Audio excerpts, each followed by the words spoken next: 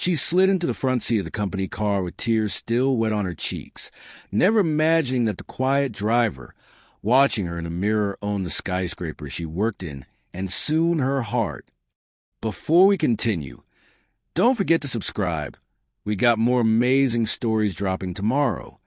Hit the like button and leave a comment to tell me what you think so far.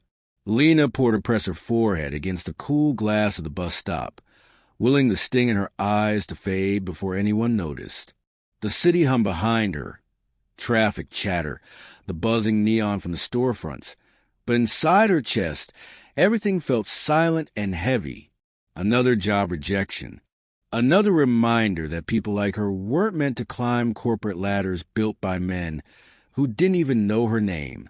Her phone buzzed with a message from her sister. "You okay? Want me to come get you?" Lena typed back, "I'm fine." She wasn't, but she couldn't burden anyone else. A sleek black town car rolled up to the curb. She hadn't ordered it. It was sent by the interviewer who dismissed her, probably as a pity ride. She almost refused it, but the cold evening wind cut through her thin jacket. When the back door opened automatically, she sighed and stepped inside. The driver didn't turn around. Instead, she heard a calm, warm voice. "Rough day?" Lena stiffened. Drivers didn't usually talk, not unless spoken to. She glanced up at the rear-view mirror. His eyes were kind. Steady, not prying, just human. "You could say that," she muttered, forcing a small smile. He nodded once. "Seatbelt. I'll take you wherever you need." His voice was low, deep, grounded, like someone who carried stories he didn't speak aloud. Lena studied him discreetly. Dark hair, streaked slightly at the temples, strong jaw, broad shoulders filling out the simple chauffeur jacket. But there was something else, something she couldn't explain, a quiet confidence that didn't fit the role. He didn't drive like a chauffeur either. He drove like a man who knew every street, every turn, every rhythm of the city. Smooth, controlled. "You don't have to talk," he said gently, slowing at a traffic light. But sometimes strangers are easier. Her throat tightened to how accurately he read her. "Maybe," she whispered, "but I've had enough judgment for one day." He didn't respond immediately. He just let silence settle, soft, patient. Then, "Some people judge because they don't see clearly," he murmured. "Others don't judge because they've been judged too." She looked at him again, really looked. Who was this man? Why did his words feel like a hand reaching into her chest? As the car glided deeper into the shimmering city night, Lena found herself wondering something she hadn't in a long time. Is it possible for a stranger to feel safe? Have you ever trusted someone you barely knew, but felt it was right? Drop your thoughts in the comments. The city lights blurred past the windows, turning the interior of the car into a shifting canvas of gold and navy. Lena's breathing slowly evened out, but the ache of the day still sat like a stone in her chest. The driver didn't push her to speak. He didn't offer cliched comfort. He simply existed in the seat ahead of her, quiet, steady, unthreatening. Somehow, that made her want to talk more than anything else. She cleared her throat softly. "I'm sorry if I'm emotional. I guess some days just win." He nodded once, eyes catching hers in the mirror. Losing a battle isn't the same as losing the war. She let out a laugh that was half bitter, half grateful. "Tell that to the senior manager who told me I wasn't polished enough." A muscle in his jaw tightened, but his voice stayed calm. People who talk like that usually have no idea what real ability looks like. She blinked at his choice of words. Most drivers echoed whatever the client said. They didn't defend them. "You don't strike me as someone who works in silence all day," she said slowly. "You speak like someone who's lived." For a moment, he seemed to be choosing his words carefully. "Experience teaches more than education ever will," he finally said. "And I've been taught a lot." There was weight behind those words. A shadow, almost. Lena leaned forward slightly. "Can I ask your name?" There was a beat. "Elias," he said quietly. It suited him, solid, grounded, timeless. She smiled. "I'm Lena." "I know," he replied. She raised a brow. "You know?" He gestured subtly toward the small ID badge, still clipped to her jacket from the interview. She laughed softly at herself. "Right. Of course." Another quiet beat settled across them, the kind of silence that carried meaning. Then, as they stopped at a red light, Elias turned slightly, giving her his full attention for the first time. Not through the mirror, not through shadows. Face to face. And Lena felt something shift. His eyes were warm. But behind that warmth was a loneliness, so deep she felt it in her own bones. She inhaled sharply. "You look like someone who's carrying something heavy," she whispered without thinking. He blinked, surprised, exposed. Then he turned back toward the road. "So, do you," he murmured. The light turned green. The car moved, and the space between them felt suddenly electric, quiet, fragile, and dangerous in the way only possibility can be. Lena rested her head back. For the first time in months, her shoulders relaxed. She didn't understand this man, but she felt him, and somehow he felt her too. She whispered into the dim interior, "Thank you, Elias, for seeing me tonight." His hands tightened very slightly on the wheel. "Any time," he said, and he meant it. The next morning, Lena woke with a strange heaviness in her chest, an echo of the night before. She sat on the edge of her bed, staring at the sunlight spilling through the curtains, wondering why a conversation with a stranger had stayed with her so deeply. A driver. Just a driver. So, why did his voice still linger in her mind? She shook her head as if she could scatter the thoughts. "Get together, Lena," she muttered. "You don't need complications, least of all emotional ones." But even as she said it, she remembered the way he'd looked at her in the mirror, like he could see straight past everything she tried to hide. That terrified her. She had spent years avoiding men in power after the last one nearly shattered her life.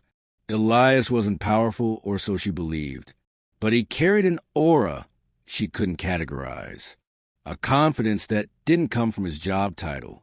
If she wasn't careful, he would pull her into something she wasn't ready for. Meanwhile, across the city, Elias stood in front of the mirror in his penthouse bathroom. No chauffeur jacket, no gloves, no shadows to hide behind. Just himself. And he hated the unease crawling through him. He had spent years mastering distance. People saw what he allowed them to see. Nothing more. But Lena, she had cracked through his defenses without even trying. He splashed water on his face, gripping the counter. "She deserves someone honest," he muttered, "not someone pretending to be someone else." He knew he should stop driving nights. He knew he should stop putting himself in places where he could meet people like her. He knew this was dangerous. But when he returned to his office later that day, floor-to-ceiling windows overlooking the entire city, he couldn't stop hearing her voice. "You look like someone who's carrying something heavy." He swallowed hard. She had seen him, the real him, and that terrified him more than anything. By noon, Lena sat at a cafe applying to more jobs when she felt the familiar sting of rejection settle in her chest again. She didn't want to think about Elias. She shouldn't think about him. But when a black town car rolled up the curb, same model, same shine, her heart lurched. Of course it wasn't him. Why would he be here? She forced herself to look away. But the truth was undeniable. She wanted him to be there. And that scared her more than disappointment. Later that night, Elias sat behind the wheel again, jacket on, mask in place. He told himself he was just clearing his head. But when he found his route drifting toward her neighborhood, he cursed under his breath. "This is a mistake," he muttered. "He wasn't supposed to want this." She wasn't supposed to matter. And yet, he drove on. Lena tugged nervously on the sleeve of her borrowed blazer as she stood in the lobby of Aurelius Corporation. The towering marble columns and gold-trimmed walls made her feel painfully small. She still couldn't believe it. The company had emailed her that morning asking her to return for a second-round interview. A shock, a chance, a lifeline. She stepped forward to the reception desk, gripping her resume with clammy fingers. "Name?" the receptionist asked politely. "Lena Porter. I'm here for the—" Before she could finish, the elevator chimed behind her. The doors slid open. Out stepped Elias. But not the Elias she knew. This Elias wore a tailored charcoal suit that fit him like it had been crafted directly onto his body. His hair was neatly styled, his walk sharp and authoritative. The man radiated power, not the aggressive kind, but the type that made people instinctively step aside. Her breath caught. For a split second, they locked eyes. Elias froze. Lena blinked rapidly, confused, trying to reconcile the quiet driver from last night with a man who now looked like he owned the building. But before she could speak, a group of executives approached him. "Mr. Vale, the board is ready for you," one said. "Mr. Vale? Elias? Mr. Vale?" He turned away quickly, masking whatever flicker had passed across his face. But Lena stood rooted to the floor. He wasn't a driver. Or, at least, not only a driver. Her heart thudded painfully. "This way, Miss Porter," the receptionist said softly, misreading her shock as nerves. Lena followed numbly toward a conference room and nearly collided with Elias himself rounding a corner. He stopped abruptly. His composure cracked. "Lena!" She swallowed hard. You work here?" He inhaled through his nose. "Yes." She studied him, really studied him. The suit, the authority, the expensive watch, the confident posture. This was no driver. "Why didn't you tell me?" she whispered. His jaw flexed. "It wasn't the right moment." "That's not an answer. It's the only one I have right now." Before she could respond, the hiring manager stepped out. "Ms. Porter, we're ready for you." Elias's eyes flickered with something. Concern, guilt, longing, she couldn't be sure. "Good luck," he said quietly. She walked past him, trying not to let her shoulder brush his. But the air between them felt different now. Charged, complicated, trembling with the weight of the truth she wasn't ready to face. The interview took place in a glass-walled room overlooking the city. Lena should have been focused, articulate, driven. Instead, her mind kept replaying one thought. He lied. Or at least said. After the interview, she stepped out only to find Elias waiting in the hallway.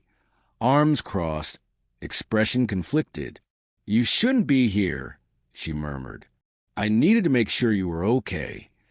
She shook her head, fighting the knot in her chest. "Why do you care?" He met her gaze with devastating honesty. "Because last night you were the first person to speak to me like I was human." Her breath hitched. And just like that, forced proximity became unavoidable, uncomfortable, undeniable. The autumn wind was sharp as Lena stepped out of the Aurelius Corporation building. She wrapped her arms around herself, partly from the cold, mostly from the turmoil inside her. Elias followed her out a moment later, keeping a respectful distance, but not enough for her to ignore him. "Lena," he said quietly, "please, let me explain." She spun around. "Explain what, Elias? That you're not a driver? That you work in that building? That people call you Mr. Vale, like you own the place?" His eyes softened but didn't drop. He wasn't ashamed, just afraid. "I didn't lie," he said. "I just didn't correct your assumption. That's the same thing." A beat of silence fell between them. Thick, heavy, humming with the weight of everything unsaid. She shook her head and started walking down the sidewalk. He followed, not too close, but close enough. "Lena," he called gently. "Stop for a second." "No," she snapped without turning. "Because if I stop, I might listen. And if I listen, I might start trusting you. And that's the last thing I need." That hit him. Hard. His voice grew rough. "You think I wanted to be the reason you don't trust again?" Lena halted. Slowly, she faced him. "Just tell me the truth, Elias." He exhaled. "For years, everyone who got close to me wanted something. Money, access, status, something. Nobody cared about me." His voice cracked at the last word, barely perceptible. 3 years ago," he continued, "I got engaged to someone I thought saw the real me. But she didn't. She saw my bank account. And she left. Publicly. When she realized I protected my employees more than enriched her." Lena's breath caught. "She humiliated you?" He nodded once. "A small, painful truth. And after that, I stopped showing who I was. I worked at night, drove my own cars, hid behind simple clothes. It was the only way people spoke to me like a man and not a dollar sign." Lena looked down at her hands. She knew humiliation. She knew being used. She knew betrayal intimately. Elias studied her expression. "What about you?" he asked softly. "What made you afraid of men like me?" Her chest tightened. "My ex-fiancé," she whispered. "He used his status to control me, to decide what I could be, who I could talk to, what dreams I could chase. When I left, he told me no one would hire me without him." Elias stepped closer, carefully, like approaching something fragile. "He was wrong," Elias murmured. "Completely wrong." She blinked rapidly, fighting tears. "And you were the first man in years who didn't look at me like I was small," she whispered. His expression broke, gently, beautifully. "I never saw you as small," he said. "I saw you as strong, even when you didn't." The truth between them settled like warm light. Pain, healing, recognition. Two wounded people, finally seeing each other clearly. For the first time, Lena didn't step away. She let silence hold them, not as strangers, not as driver and passenger, but as two souls with matching scars. They ended up walking without a destination. Just two people moving through the quiet evening streets as the tension between them slowly softened into something gentler. The city lights shimmered off rain-dampened pavement, and for once, Lena didn't feel intimidated by the towering buildings around her. Maybe because, next to Elias, she didn't feel small at all. They reached a small riverside park, nearly empty at dusk. Elias stopped at a bench beneath a flickering lamppost. "Sit with me for a minute?" he asked. Lena hesitated, then nodded. They sat a careful distance apart. The river flowed silently nearby, catching glimmers of gold from the bridge lights above. For a while, neither spoke. It wasn't uncomfortable. It felt safe, like breathing for the first time in days. Lena tugged lightly at a loose thread on her sleeve. "Do you always do that?" she asked softly. Elias glanced over. "Do what?" "Hide. Make yourself small so people don't notice you." His jaw tightened. He looked away. "It's easier," he admitted. "Being invisible means no one expects anything. No one wants anything. And no one—" He paused, voice lowering to something vulnerable. "No one leaves?" Lena's chest expanded with a bittersweet ache. She reached out instinctively and touched his forearm. His breath hitched at the contact, as if no one had touched him gently in a long time. "You don't deserve invisibility," she whispered. "You deserve presence. A life, real connection." He turned toward her slowly. And this time, he didn't hide the emotion in his eyes. "And what about you?" he asked quietly. "You deserve more than fear, more than survival." Lena swallowed. I'm trying, she said. I just forget what it feels like to be chosen for who I am, not what I offer. He leaned in a fraction, barely enough to bridge a breath of space, but enough to make her pulse flutter. Lena, he said, voice like a warm confession. If there's anyone in this city worth choosing, it's you. Her breath trembled, and for a moment, a suspended, delicate, breathtaking moment, it felt like the world had narrowed to just the two of them. The bench, the river, the soft glow of the lamppost.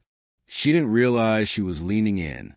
He didn't realize he was doing the same. Their faces were inches apart, the air between them charged, electric. Elias exhaled shakily. Tell me to stop, he whispered. She didn't. Her hand slid slightly along his forearm. His eyes dropped to her lips. The moment teetered between restraint and surrender. Then, a burst of laughter from a passing couple cut through the silence. They both jolted slightly, breaking the spell. Lena blushed, looking away. Elias cleared his throat and leaned back, rubbing the back of his neck. I'm sorry, he murmured. Don't be, she said quietly, cheeks warm. I wasn't going to stop you. He froze. Then his smile, small, raw, impossibly tender, appeared under the fading light. Something delicate had begun to bloom. Not a kiss. Not yet.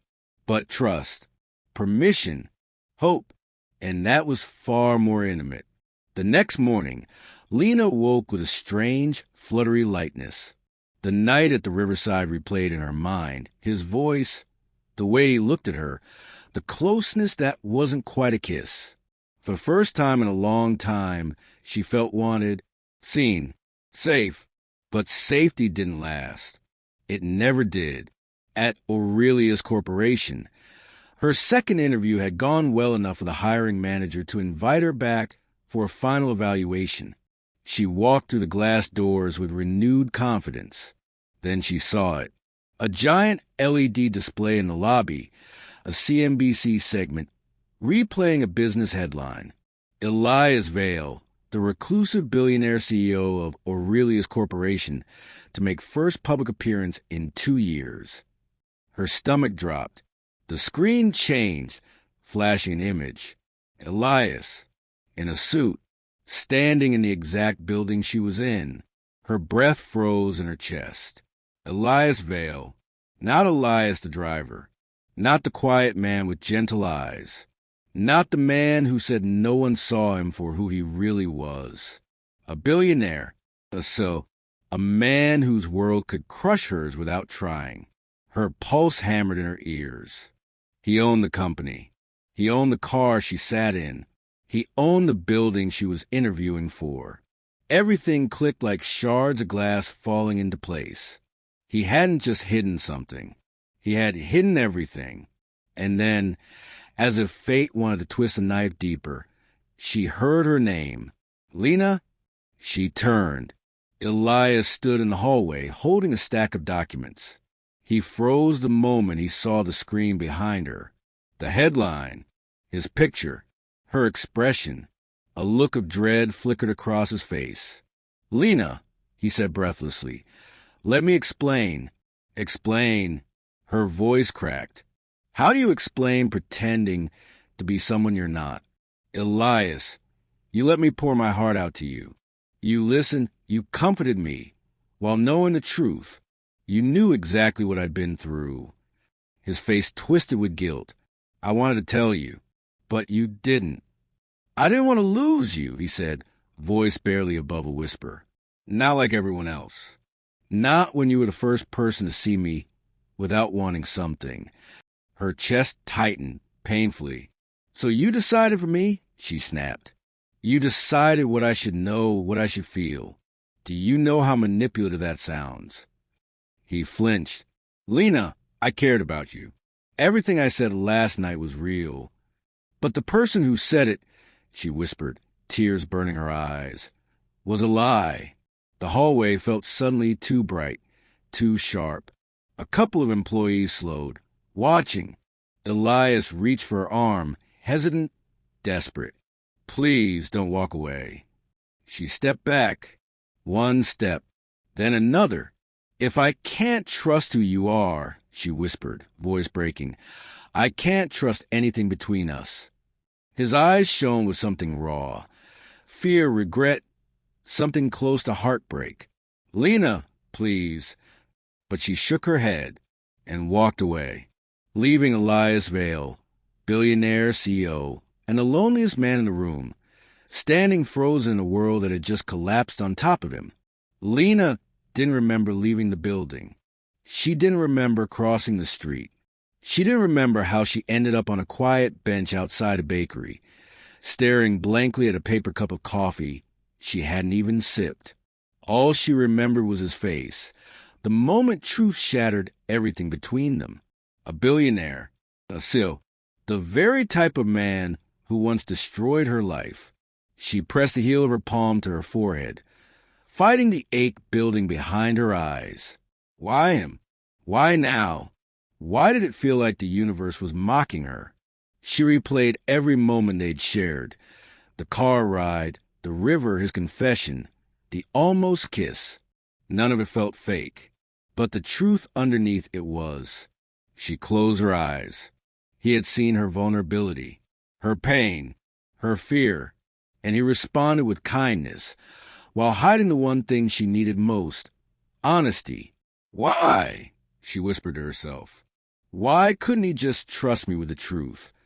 But another voice stirred inside her, quiet, trembling, because he was scared too. She pushed the thought aside, but it clung to her ribs. She had seen fear in his eyes, real fear, the kind strong men carried in silence. Did that justify the lie? No, but it made it harder to hate him. She sucked in a shaky breath. What do I do now? She whispered. Across the city, Elias stood alone in his office, staring at the skyline as if it could offer answers. It didn't. His assistant had knocked twice. He ignored both times. His board had emailed urgent reminders about the upcoming press conference. He didn't care. Everything inside him felt hollow. He had always known this could happen. He had always known that eventually someone would look at him the way Lena had, hurt, betrayed, disappointed. But he hadn't expected it to feel like this. He replayed her words over and over. If I can't trust who you are, I can't trust anything between us. His chest tightened. He had wanted her to see him, and she did. Not the billionaire, not the name on the building. Him, the man who had behind work, the man who feared being used, the man who walked city streets at night just to feel normal. He sank into his leather chair, elbows on knees, head in his hands. He had two choices. Hide again, disappear into the world of money, meetings, and faceless interactions. Or fight for something real, something terrifying, something he might lose. A soft knock came at the door. Mr. Vale, his assistant said gently. The press is waiting. He lifted his head. No, not yet. He rose, grabbed his coat, and walked past her without a word. Sir, where are you going? He didn't answer. He only had one destination in mind, one choice left to make. As Lena stared at the untouched coffee, her phone vibrated. A single message lit the screen. I'm outside. Please give me one chance to explain. Elias. Her heart jumped. Fear and hope collided inside her. She looked toward the bakery window and saw him, standing alone on the sidewalk, hands in his pockets, eyes lowered, armor gone. He wasn't the CEO right now. He wasn't the billionaire. He was just Elias. And this time, he wasn't hiding. Lena's breath caught. She had a choice to make. Lena's fingers tightened around the warm paper cup as she stared at him through the bakery window. Elias stood outside in the early afternoon light. No chauffeur jacket, no tailored CEO suit, no corporate mask. Just a man with tired eyes and hope trembling in his posture. She inhaled slowly, fighting the instinct to flee.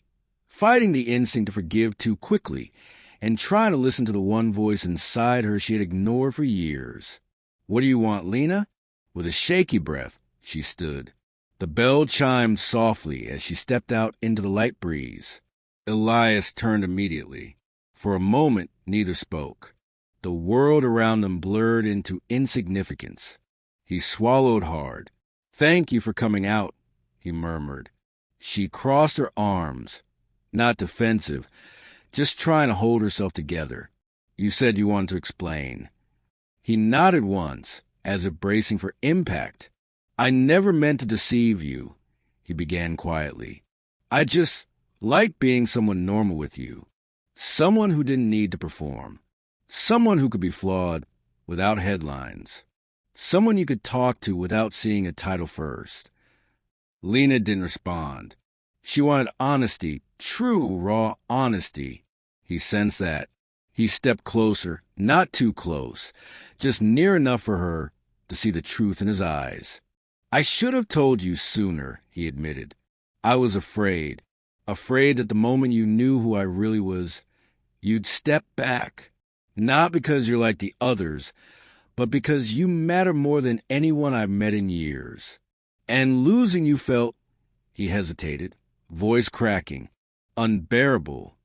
A tear slipped down her cheek. Before she could stop it, he reached up slowly, giving her time to pull away, but she didn't. His thumb brushed her cheek gently, reverently. "Lena, I care about you," he whispered.